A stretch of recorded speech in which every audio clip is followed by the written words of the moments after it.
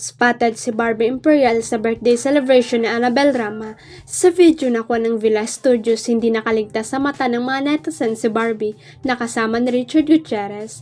Sa post naman ng Fashion Police, pinulutan ito ng mga musang at sinabing kitang-kita na accepted sa pamilya si Barbie. Sabi ng mga netizen, andyan naman pala bakit hindi sinali sa mga photos ng pamilya. Ayan na ang Barbie na hinahanap ng mga marites, invited and yes, andyan physically. So, ibig sabihin, accepted and welcome na welcome, ganda at fresh. Looks like she passed the family test. Good job, girl. Sa mga babae dyan na single, bakit kayo papatol sa isang kagaya ni Richard? Separado, not legally. Di kayo nag-overthink na if happen sa ex-wife malamang sa malamang. History will repeat itself. Usap-usapan ngayon sa social media ang pagsasama ng mga hip-hop icon na sina Skastak Lee at Flo G at ng P-pop megastar na SB19 sa isang concert. Nangyari ito sa Bacolod sa Pure Gold Sari-Sari Store, Mascaraban at concert.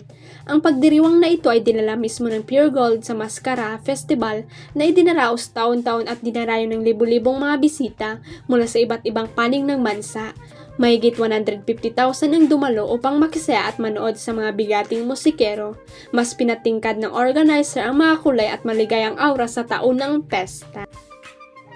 Ipinagdiwang ito sa Bacolod City Government Center at naingganyong dumalo ang mga loyalistang miyembro ng Pure Gold at mga taga-subaybay ng lokal na musika upang mapanood sina Skasta, Flo G at SB19. Tumugtog din ang opener ng concert sina Project One at Isay. Layunin ng organizer at sponsor ang itampok ang boses ng mga talento sa lokal na eksena, sabi ng presidente ng Pure Gold na si Vincent Co. Masaya kaming dalhin ang mga talentong ito sa isang kabiga-bigahaning pesta ng ating bansa, ang Maskara sa Bacolod. Nagpapasalamat kami sa mga dumayo upang makisaya sa konsyerto. Dagdag pa niya, kitang-kita sa mga 18 ang kanyang pakagkamanga at saya sa panonood ng SB19 sa Bacolod City Government Center. Huwag kalimutang i-click ang subscribe button at i-ring ang notification bell para sa latest at legit chika updates.